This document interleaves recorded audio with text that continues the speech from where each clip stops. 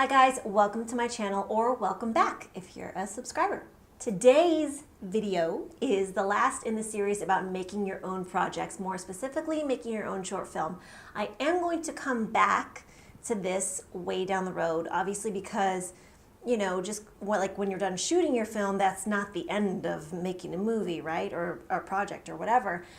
There's also post-production, editing, film festivals, all that stuff. And I'm going to do videos on all that, but it's going to be much later. And I'll tell you why a couple weeks from now. I have a very special announcement and it'll all make sense after that. So as you know, or you may not know, we have been talking a lot about making your own projects and covering everything from writing to casting to craft service on set, just everything. So all those videos will be linked down below in case you missed them. But today is going to be all about actually shooting your film, like shoot day number 1 and beyond. Okay, so let's get started. So real quick, before we get started actually talking about shooting your short film, or your project, but really I'm focusing on short films, as I keep saying. Sorry if I'm repeating myself. But what I forgot to mention in the pre-production videos is fundraising, money to shoot your project. Hopefully you are doing it for very, very, very little money. I would highly advise not dumping a ton of money into your very first foray into filmmaking or series making or sketch making, whatever you're doing. I beg you to not spend any money at all the very first time you do it, because obviously your first project could be something fantastic. You could be really pleased with the outcome, but it also will be like a huge learning experience the first time. I mean, probably the first several times, but that first time, you don't want to dump a lot of funds into something that, like, who knows how it's going to be. So generally the rule when you're producing a project or when you're the creator of a project is not to use your own money. I did use my own money for my very first short film.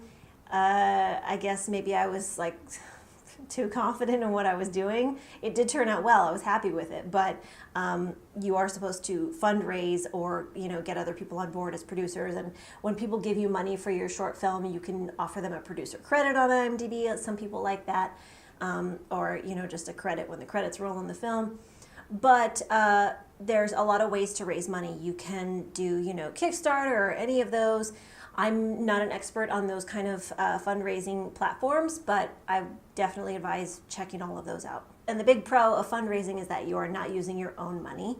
And the big con is that you are using someone else's money and they're going to be kind of watching and waiting to see what you've done with it. That's why I really suggest not trying to raise a whole bunch of money for your very first thing, because maybe I'm being too judgmental about first-time filmmakers.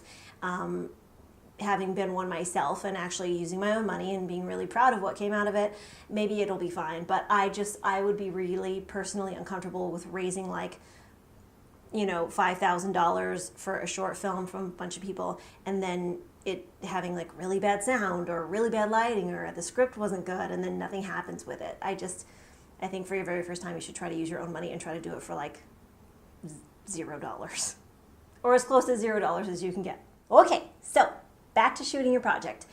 So when I sat down to write out my notes for this video, which I always do, and usually I come up with like 2 full pages of notes, I was like, what instructions are there for like shooting your short film? And there's not a lot of instructions.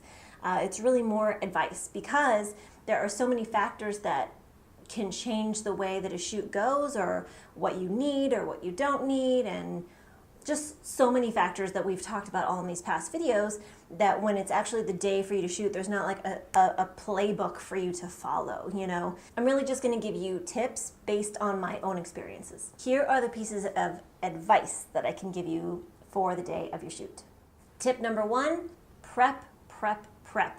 Do not leave anything for the day of, meaning like everything on your to-do list for pre-production should be done as of the night before. Like send out your call sheets, have your shot list, have your craft service food all in your car and packed and ready to go. Just don't leave anything for the morning of, because First of all, you'll probably be starting early in the morning because, you know, it's going to be a long day. You are probably doing this for, like I said, very little money. So you need to pack as much action as you can into, you know, just a day or two of filming for if you're doing, like, let's say a 10-minute short film. Believe me, I will tell you that things can go wrong from the start. And maybe they won't. Like, I cross my fingers that nothing goes wrong for you. But usually something goes wrong, whether it's like the truck that your equipment is on has broken down, or like something always happens.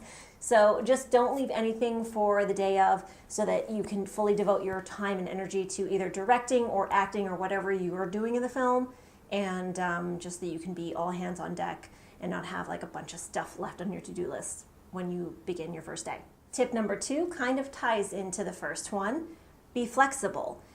Things go wrong, things change. Be flexible. Don't be so intensely married to every little shot in your script unless it's super pivotal and really, really important to you. You've got to kind of go with the flow. Let's say, like, for example, in my short film, I was shooting with a toddler. They are not predictable people. So the very last scene of my film that was supposed to go a certain way, and I had fantasized about it and, you know, written about it specifically in the script, it didn't go that way at all. And it totally was fine. The film turned out great. It had, you know, no real bearing on the outcome. It's just, you just need to be flexible and not be devastated if you have to scrap something and move on, or do something quicker, or make it an interior shot instead of an exterior. Whatever you got to do, be flexible. Tip number 3, communicate. Nobody can read your mind. That means that if you have someone helping you out, you know, an assistant producer or a PA or whoever it is that is helping you out, whether it's like your mom or your friend, you gotta communicate with them. Chances are they haven't made a project before either. So you're all in this together, and treat people well. You know what I mean?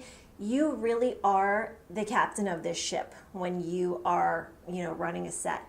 Your mood is going to set the tone for everyone else's mood, I promise. I've been on sets where the director was all rushed and crazy and just a total jerk, and it made everyone feel super tense. And I guarantee you that episode of TV did not turn out as well as it could have if everyone was just a little bit more relaxed and happy, and the director is really the one who is in charge of setting the tone for that. I know that time is like a big determining factor in your stress level, but do your very best to communicate with people.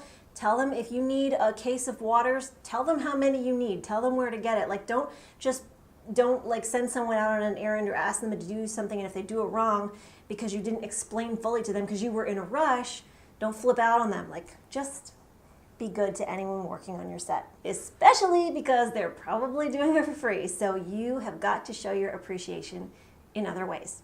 Oh, and treat everybody the same. Everybody from the lead on your film, even if they're like a name actor who you're really excited to get them, treat the lighting person just as well as them. You know, treat everybody the same and create a community, you know, togetherness kind of feeling on your set.